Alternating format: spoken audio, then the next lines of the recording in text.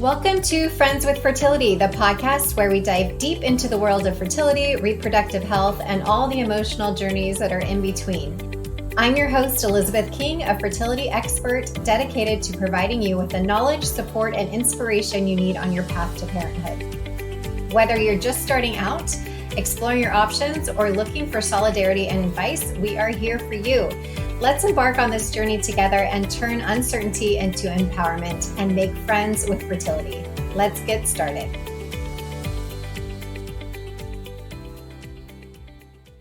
Hey everyone, welcome back. I hope that you enjoy this episode coming up with Ayurvedic doctor Heather Grzych. She's an American author and expert in natural healing practices of Ayurvedic medicine, who has formerly been the head of product development for a multi-billion-dollar health insurance company.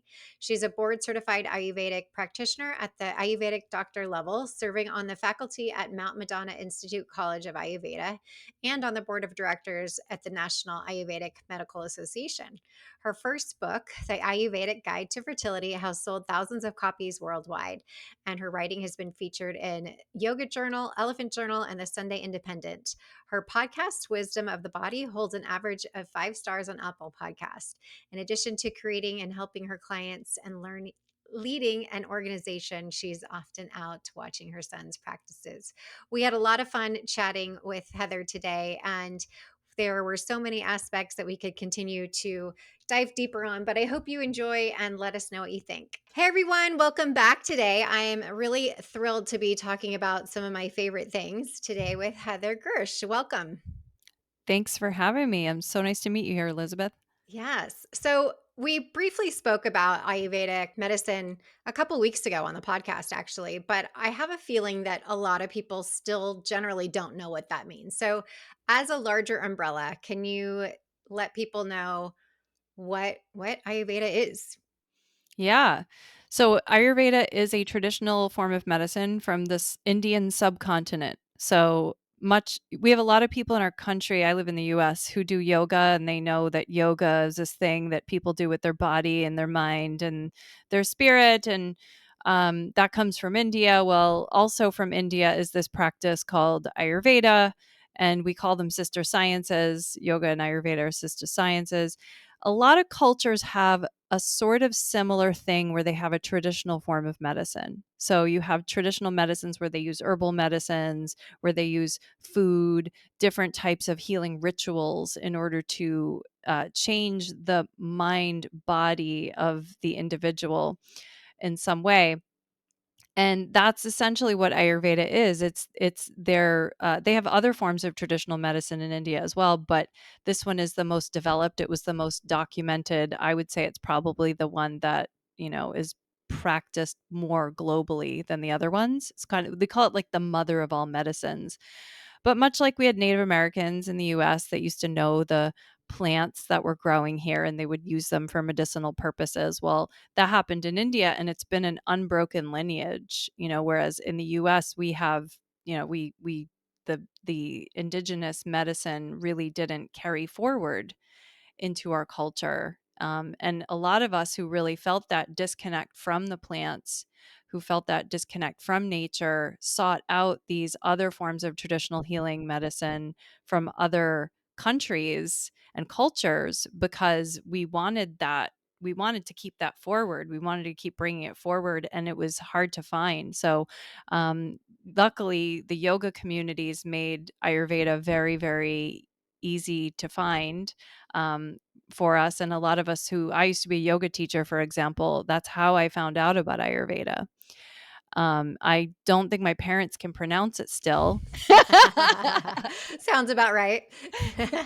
Yeah, but it's, and it's practiced a little bit differently in India than we do in the US. There's certain things that are not legal in the United States that they do in India, but we have a sort of a legalized version for the United States. It's not legal to practice in every state in the United States from a clinical perspective.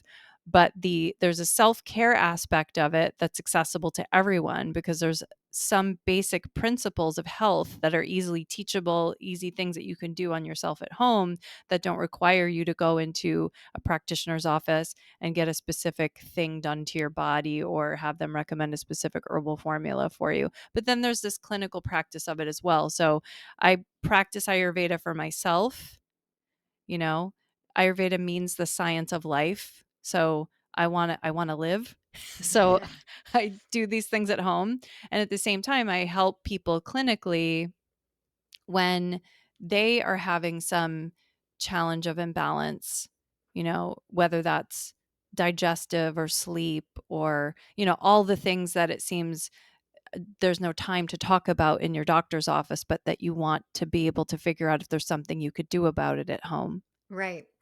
And I was first introduced to it probably in, gosh, 2003 or something. I was having stomach issues I talk about often, and it was SIBO, but at this time I met an Ayurvedic doctor on my road to trying to be diagnosed because nobody knew what it was. So I was seeing naturopaths, I was seeing functionals, I was seeing everybody who could help me that might know what it was. And I've also followed, I talk about this all the time too, Vedic astrology. So Ayurveda and Vedic astrology and Vastu, which is this Mhm. the similar practice of feng shui, but also Indian. All of those types of things are of this original books, so to speak, as Heather was saying, that have been documented. And really, most of the other Western things have been taken from bits and pieces of those into what we know today.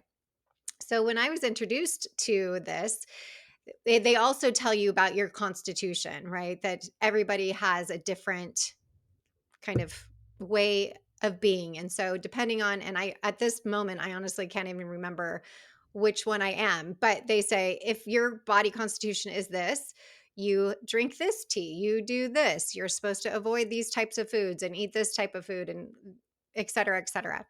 Now, because I had this underlying bacteria in my intestinal tract that I wasn't aware of, a lot of the things that I was doing at the time really wasn't pushing the needle. But I was so curious because it all made sense. It was all very logical. And it was like, oh, yes, of course, this is what my body needs, right? If it wasn't in a state of acute illness at the time, of course. But I think that it offers this beautiful, natural, and I keep going back to the word common sense because it really does come down to basics and how we start from ground zero and just be like, what is from the earth? What can heal your body? What is the root cause of what's happening here? And how can we go about moving in that direction as opposed to just throwing medicine at something and, hiding the real problem. Yeah. It's tricky. Healing is really hard because there's an understanding that has to be developed of what's really happening, right? And so you might get a diagnosis from a doctor. That's cool. I got my diagnosis. It says, "Oh, I've got polycystic ovarian syndrome or I've got SIBO or I've got like whatever this thing is Mhm. right now. There's a diagnosis for it." Cool, we can call it something. But what is just as important is how did that get created? Right. And is there anything I'm doing? Because there's sometimes things from the outside that are creating a problem for us inside, but sometimes we're actually doing something and don't realize that we're creating a problem too. Even Right. very well intentioned, intelligent people have this Right. happen, you know? For sure. And it's funny, even now, like I had some stomach issues come up a few months ago, and my friend is Indian. And I'm like, can you call your mom and ask her if she knows some like ancient Indian Ayurvedic thing to help heal my stomach? Because I think that to me now is let's try these things first before going down the traditional way, I guess. And I say that in an American sense of the word, right? But there are so many things that you can do in order to stop it where it is before. Mhm. And usually I'm able to know I ate something that was not good for me or I had a sensitivity to it and I need to clear it out of my system or whatever. But when you speak about PCOS and that being a metabolic situation that fertility Mhm. is a side effect of, so many people get that diagnosis and think, "Oh my gosh, I'm never gonna be able to have children. What am I gonna do now?" And go into this not only physical state of convincing themselves that they're not capable of this, but also a mental depression, so to speak, because they have this label of a diagnosis. Sometimes it's good to have an answer. Mm, That's always nice, like you said, but ultimately it's a buy-in of something that they feel is their their their future, right? Their prophecy of what mm, their future may be. And mm. I really don't believe that at all. I think there, in fact, there's millions of people that get pregnant every day with PCOS. But from your perspective Mhm, as an mhm. Ayurvedic doctor, what would you tell somebody who has just gotten this diagnosis from a Western doctor, and is having some symptoms of PCOS? Yeah, totally, and also to go just for a second to go back to Hmm. that digestive issue, an example, it's nice to know you have an option other than Tums, you know? Yes. It's just like, "Oh, I just picked some fennel seeds up from my spice cabinet and take a pinch of those and chew them for 5 minutes after a meal, and that will prevent me from getting reflux." Okay. So Yeah. just an example, knowing how these substances that are very common will affect us. All right, so going back to your And to your PCOS. point on Yeah, that reminds me of when I had my children and all the herbs that I was taking after that because I wasn't able to breastfeed. So I was getting all this information about what would help the with that. fenugreek and the Yeah, fennel, yeah, exactly. And yep. I think that that is so cool, not only from the Indian culture, but our nanny was from Guatemala and other people from Mexico. Everyone was giving me their kind of secret, native land things to help me with that process. And I really appreciated that because, Yeah, at that point you're just desperate to do what you can to see if it will work. But yeah. anyways, yes, Yeah, on to so PCOS. all right, so PCOS is multifaceted, like you said earlier, we do look at human bodies as having a certain constitutional type, right? So when the egg and the sperm came together, when Elizabeth's mom and dad, however you were conceived, today it's not just two people having sex, it's also things happening in a lab. And, the first IVF baby is like what, in her 40s now. So you could have been born to IVF. So whenever the egg and the sperm came together, there was a combination of things with certain qualities, right? So the cells that began to develop as you began to take on certain qualities to them. We can know when we look at everybody when they walk up the street that, oh, this one's thicker, this one's, tissues are not as dense. This one is hot, this one is cold. This very common sense stuff, and the things that we feel that are different about people.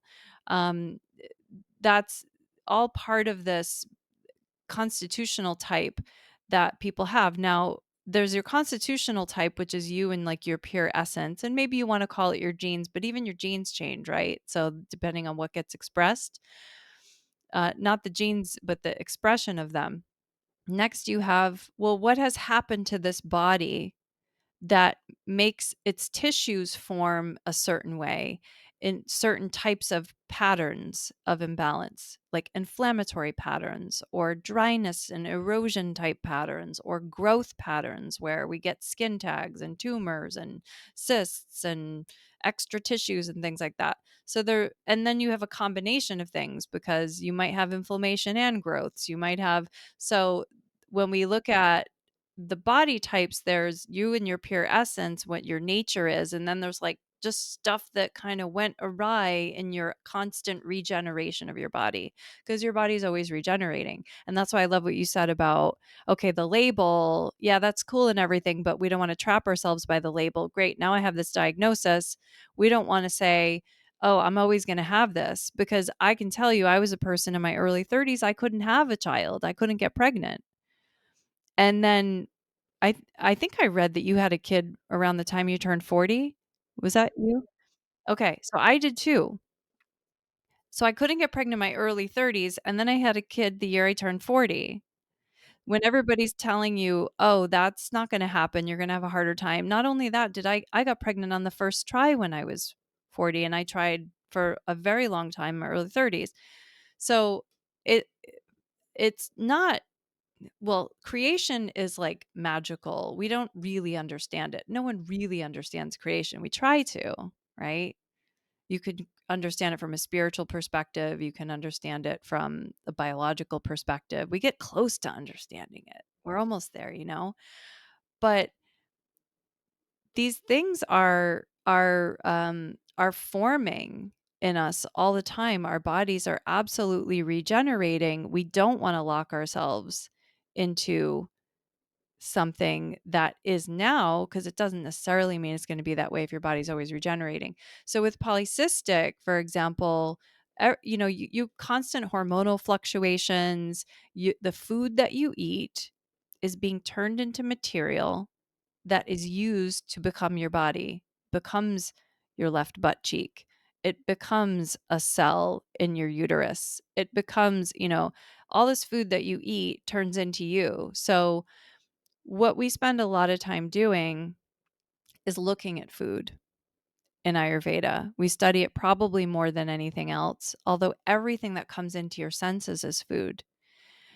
Everything mixes. You're like a chemistry set, and you're like a little, you know, physics experiment at the same time, where everything's mixing. The level of acidity in your body changes things.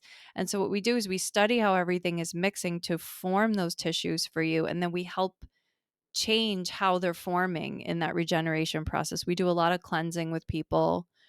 Um, Polycystic, to me, just as an example, is really misunderstood. Um, on one hand, there's some extra growth taking place on something. And in Ayurveda, we might look at that and say, oh, extra growths. Oh, that's the body type that tends to move a little slower. That's the body type that tends to age a little slower. That, there's some correlations, but sometimes the people that have polycystic, they don't fit that profile. They work really hard. They're extremely hardworking, bright, diligent, quick moving oftentimes. So the what might be their nature is not necessarily matched with what's happening with them right now. I agree. In fact, you're reminding me when I was 30, I was going through a divorce. And at that time, I was diagnosed with PCOS. And also, I think the first time with thyroid issues as well. And I remember thinking, I don't think so. Yes, I understand. It was kind of like a pregnancy test, right? You either have it or you don't. It's like, there's no in between with this blood work that the doctor did. But I came back, I think 6 or 8 months later, and I said, "Can you check my blood work again? I really don't think that this is the case." And, you know, didn't have any of those things. My thyroid was in normal range, which, there's always a debate about what normal range is. And my blood work and all the things came back normal for PCOS. And I really believed, even at that time, it was the stress that I was under, right? So my environment was changing the way that my body was reacting and showing up, and I just happened to get my blood work done during that time because I was tired, I was gaining weight, I wasn't able to lose the weight, etcetera. And instead of taking that as feeling like, "Oh my gosh, I have this diagnosis that's gonna stay with me," and I was like, no, I don't think so." And I love it. I think that kind of reminds me of my fertility story as well, when people would say, "Well, you're over 40. What do you mean you want 3 kids?" And I was like, "Yeah, I that's it's possible." So I think a big part of that is your environment, and like you said, what you put into your body. Yesterday I was talking to a patient, and they're getting a hard time from their family because she's eating all organic and making better food choices. And I love how you say, what we are eating is becoming the cells, our right butt cheek or whatever, right? So would you want to put McDonald's in your body, or would you rather have an organic vegetable or fruit or something amazing in that way that's alive? I guess there's debates out there from people, but I Mhm. said, whether you have a child or not, are you really going to go back to eating that way? Probably not. So figuring out what is works for you and understanding, educating yourself in what Heather is talking about too, I think is so important because you get it from the bigger perspective, like the macro perspective, right? Whether you're trying to get pregnant or you're just wanting to have longevity in your life, really. I love it. I remember getting a diagnosis for a lipoma in my arm at some point, a fatty tumor. It's benign, and I just felt like I was doing these Ayurvedic self massages every day. So I like all of a sudden bump into this little thing that felt like an orzo in my armpit, and I'm freaking out. I go to my doctor, and she's like, "Oh, that's a lipoma. We don't do anything about that." I was like, "You're just gonna like let a tumor stay in my arm? You don't care about that? I care about that. That just seems weird to me." And I coincidentally was doing my master's thesis on fasting, and I didn't know how I was gonna get rid of the lipoma, but I just happened to be working on my master's thesis, which was on fasting, and I decided to try fasting as well while I was doing it. And all of a sudden, I just checked, a couple months later, and that lipoma was gone. Right? So I love that you said, okay, let's not lock ourselves in. Let's believe that something else is possible. And I think that comes back to one of the things I truly believe about healing, which is you have to be willing to let it get weird. Right. And be okay with people being uncomfortable around you with it, right? Like Yeah. you said, your parents, mine too, they don't know anything about yours, probably no more, but they certainly can't say Ayurvedic. And when I tell them that I'm living my life by Vedic astrology, they're like, oh, roll their eyes. Of course you are. And your house is set up color coordinated to Vastu. Like, of course it is. Right. But I'm okay with that because it works for me. And that's the decision that I've made for my life and my family. I think we expect, because we have conscious mind, but we also have subconscious mind, and we expect to know everything. We expect that if it doesn't make sense to our conscious mind, then it doesn't make sense at all. But we have to allow a little space there for us to be like, I don't know I don't really know exactly what this means, but I feel something in my body that makes this make sense to me. Even though my mind doesn't understand it, something in my body feels right. And I think I can't credit it all to Ayurveda, but daily meditation. And I feel really grateful that when I was in my early 30s, I went away and did a yoga teacher training and was forced to eat, a certain way that was different than I was used to. I had a very meat heavy diet, and I, was forced to be a vegetarian for a month and stuff like that. And just giving me this appreciation for a purer way of living. I ate a lot of processed foods and stuff like that, and becoming very sensitive to my body and feeling nature, feeling the trees around me, because when you do yoga, and part of it is you want to eliminate, it's like your ultimate digital detox, right? You eliminate these distractions during your practice to really tune in, to get that interoception, that inner awareness.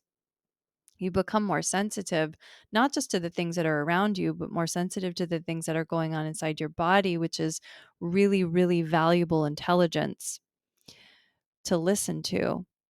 And so Ayurveda, in my opinion, is a natural fit for people who do yoga, who meditate, because when they go to the doctor, they're the ones that have the questions. They're the ones that want to understand why something is the way it is, because they know that they can change it. They know there's something that they could do about it, because they're starting to understand how the dots are connecting inside. And it's so exciting, I feel like, when you start to get those dots connected and you want to know more about your own body, and it opens more and more doors. And again, people might think that you're crazy, and all you can do is say, hey, this is what I learned today on this podcast, or this is what I learned today when I read this. And people can take that or not take it.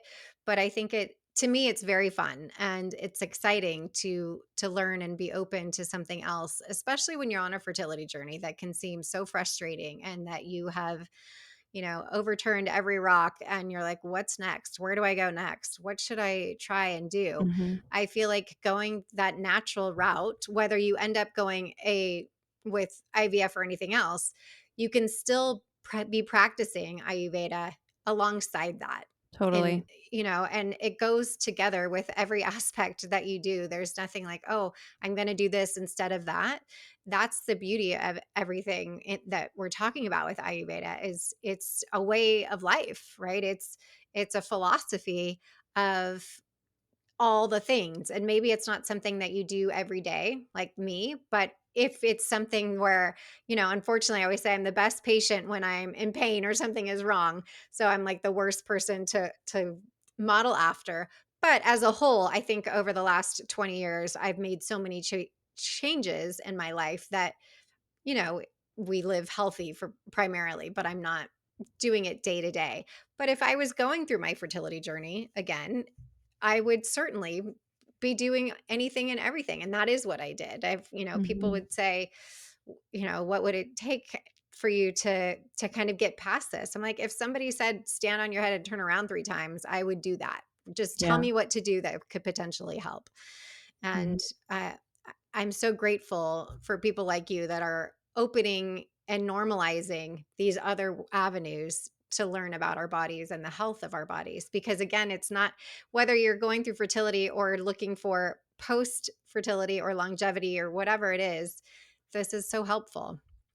Yeah. Yeah, I mean, since you brought up IVF, you know, I wrote a book called The Ayurvedic Guide to Fertility: A Natural Approach to Getting Pregnant. Now, does that mean that I don't believe people should do IVF? I get that question all the time, by the way. And the answer is no. And because I really do believe, like we were saying, sometimes you have to do something weird. For some people, that weird thing is IVF. Sometimes they have to do the weird thing, which is IVF. And, right now I actually have like a client in her 50s doing IVF, and we're throwing everything at the kitchen sink at it, right? Everything. Because it's generally not easy when you're in your 50s, for example. And there's a lot more, I mean, like, I don't know exactly how old you are, but I know you're at least 40 because you had a kid when you were 40. And your body just heals differently as you get older. So your journey has to be really, really targeted toward exactly where you are at, exactly what your life history is. There's a lot of stuff that comes up for people on this journey about sex, their relationship with sex. That's a whole other, podcast episode. But it's a journey. It is and that's why fertility is a spiritual journey. It just is. This process is a spiritual journey. I love that you're familiar and that that you utilize Vastu. We learned a little bit about Vastu in Ayurveda school because we refer to Vastu practitioners a lot because Oh, do you? your environment affects your body. If Yeah. you Right now I'm looking out a window that has a giant view of a bay, and that view and my body feeling, my nervous system, everything is different seeing that big expansive space in front of me versus if I'm in a small room with with you know not a lot of square footage and no windows. And I'm going to be different if I'm in a room with plants versus not in a room with plants, or if I Right. live in a city with surrounded by concrete versus I live in the middle of the jungle. Our bodies are just going through different things in all of those environments. And when there's a disharmony in the system, there may also be a disharmony in the environment Hmm. because the micro and the macro are interconnected. So if you change the macro, you can change the micro, and if you change the micro, you can affect the macro. So that's why they go together. Not I'm definitely not an expert in Vastu though. Yeah.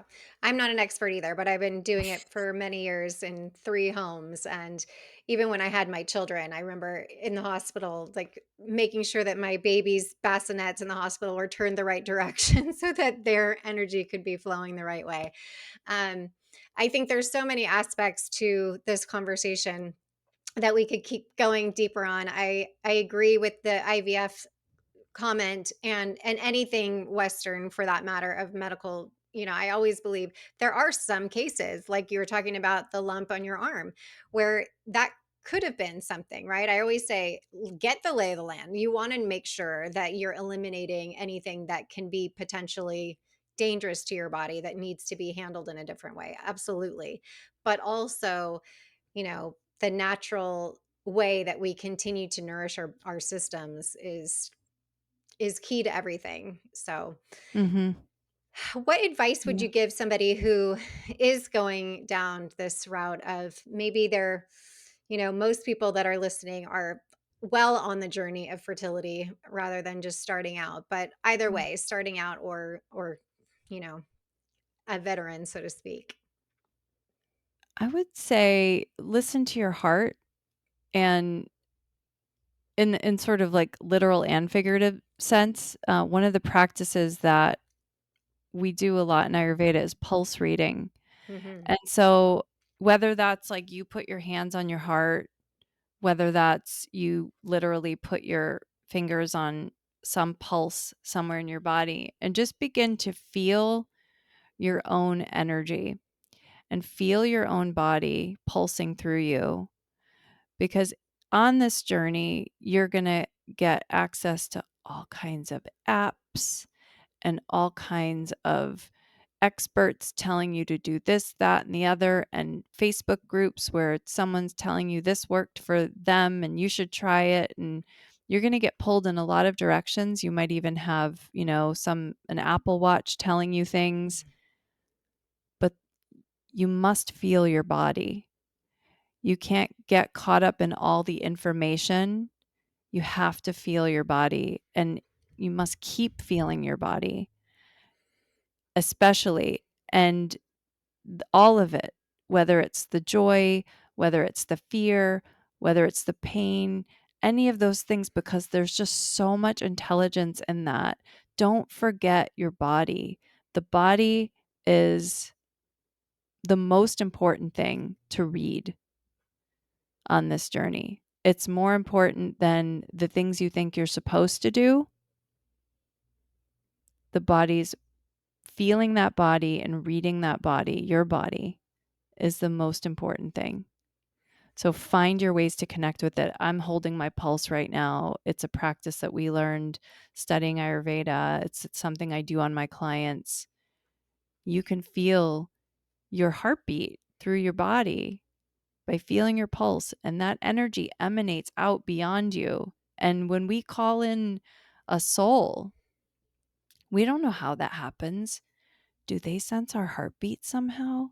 Do they sense some information that is not easily readable by our minds, that, we want to have everything concrete and making sense, but it's this real subtle stuff. So let yourself get weird, let yourself get witchy, and embrace it.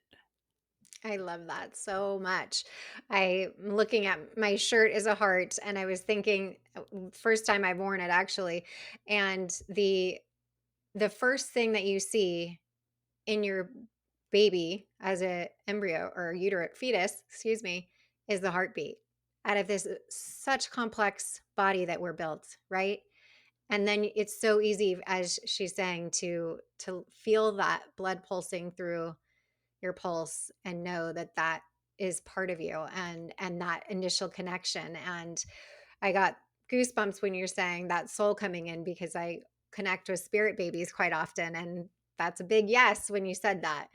It's still happening when we're talking about that. So those spirits that we do call in, they like to feel that quiet and calm and peace, and know that you're connecting with yourself and with that contract of whoever you're bringing in. But I love that advice so much, Heather. Thank you so, so much. That was beautiful. Thank you for being here and your time and educating us on all the things Ayurveda. And I can't wait for our paths to cross again. Thanks so much. I've really enjoyed speaking with you today. Thank you for joining us on this episode of Friends with Fertility. We hope that you found the stories, insights, and tips as inspiring and informative as we did. Remember, you are not alone on this journey. Your friends with fertility are here for you. If you've enjoyed today's episode, please subscribe, rate, and leave a review on your favorite podcast platform. And don't forget to follow us on social media for updates and more fertility resources. Until next time, stay hopeful and keep believing in your journey, and know that we are sending you lots of love.